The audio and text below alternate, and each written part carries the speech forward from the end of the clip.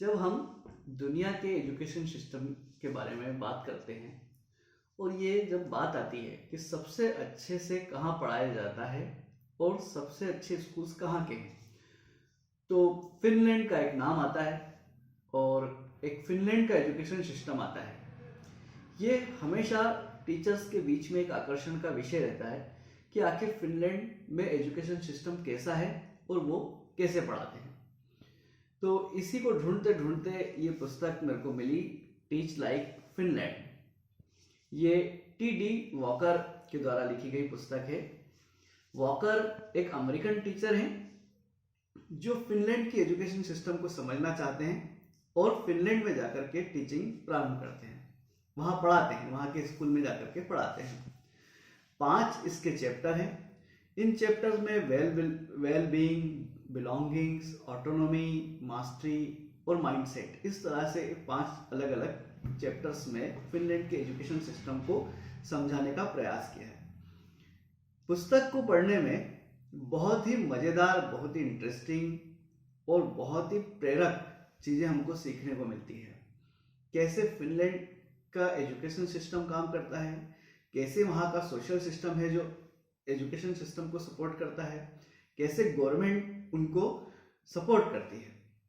तो इस सब का जो रिजल्ट आता है वो फिनलैंड की एक बेस्ट एजुकेशन सिस्टम के रूप में सामने आता है। स्कूल का सिस्टम कैसा है, कैसे वो ब्रेक लेते हैं, कैसे उनके ब्रेक हर थोड़ी देर बाद 15 मिनट के ब्रेक होते हैं जो बड़े कंपलसरी होते हैं। टीचर्स उसमें क्या करते हैं, बच्चे क्या करते हैं, ये सब इस पुस्तक में पढ़ने को मिला, जो बहुत ही इंस्पायरिंग रहा। बच्चों को काम करने का कैसे अवसर देते हैं, उनको टाइम लिमिट नहीं देते। कोई काम देते हैं तो ऐसा ऐसा नहीं बोला जाता कि आपको इतने दिन में इसको करके लाना है या इतने टाइम में लेकर के आना है। बच्चे अपने हिसाब से लर्निंग करते हैं, ऐसे और सीखते हैं, उस काम को पूरा करते हैं। एकमात्र देश ऐसा होगा जो अपने बच्चों का फिजिकल एक्टिविटी रिपोर्ट कार्ड बनाता है। मतलब बच्चों को स्कूल में पढ़ाने के साथ साथ उनकी फिजिकल एक्टिविटी कैसी होती है, क्या होती है, उसका भी रिकॉर्ड मेंटेन करा जाता है। -15 डिग्री टेम्परेचर में भी बच्चे बाहर रहना पसंद करते हैं। अगर ब्रेक है तो वो स्कूल क्लास से बाहर जा करके और जाना उसमें पसंद करते हैं। वॉकर को जब आश्चर्य होता है कि कोई बच्चा उठ करके वहाँ की क्लासरूम की खिड़की खोल देता है क्योंकि उसको फ्रेश एयर पसंद है। ऐसी ट्रेनिंग बच्चों को सोसाइटी देती है, उनके पेरेंट्स देते हैं। पेरेंट्स भी बहुत ठंडे मौसम के बाद बच्चों को ऐसा नहीं बनाते, ऐसा ट्रेंड नहीं करते कि वो बाहर निकलने से डरें या वो काम करने से डरें, क्योंकि जिस एटमॉस्फेयर में, जिस वेदर कंडीशंस में रहना है उसके हिसाब से तो बच्चों को प्रॉपर ट्रेनिंग चाहिए होती है। वो सारी चीज़ें इस पुस्तक में पढ़ने को मिलती है। टीचर्स आपस में बहुत कोलैबोरेशन से काम करते हैं, एक दूसरे को करेक्ट करने में वो संकोच नहीं करते हैं, बताते हैं कि आप इसको इस तरीके से कर सकते हो। दूसरा सबसे ब्यूटीफुल और सबसे इम्पोर्टेंट बात जो मुझे लगती है इसमें वो ये है कि वो एक्सपर्ट्स को इनवाइट करते हैं। एक सब्जेक्ट का टीचर जो है वो दूसरे सब्जेक्ट के टीचर को अपनी क्लास में इनवाइट करता है जब पढ़ा रहा होता है या पर्टिकुलर किसी टॉपिक के लिए हेल्प चाहता है।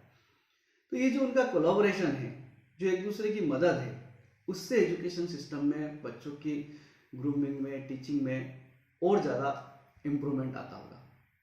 वेकेशन का पूरा पूरा वो एंजॉय करते हैं। वेकेशन अगर है तो वो बिल्कुल उसमें काम करना पसंद नहीं करेंगे, अपना एंजॉयमेंट करते हैं, अपना टाइम अपने फैमिली को देते हैं। एक पर्याप्त वेकेशन किसी भी टीचर के लिए बहुत ज़रूरी होती है। कुछ सालों से हम ये देखते हैं कि टीचर्स को वेकेशन मिलना बड़ी मुश्किल हो जाती है। ऐसा लगता है सिस्टम में कि टीचर्स को अगर छुट्टियां दी जा रही है तो वो उसमें भी उसको कोई ना कोई कुछ काम दिया जाए। लेकिन एज ए टीचर ये मैं भी महसूस करता हूँ और ये बुक में भी बड़ा इम्पोर्टेंट तरीके से बताया है कि टीचर के लिए छुट्टियों का क्या महत्व है।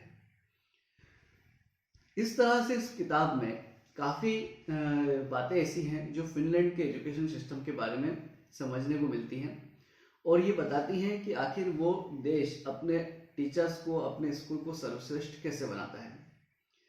स्कूल एजुकेशन से जुड़े हुए व्यक्तियों को, टीचर्स को, प्रिंसिपल को, पॉलिसी मेकर्स को ये पुस्तक जरूर पढ़नी चाहिए। Thank you.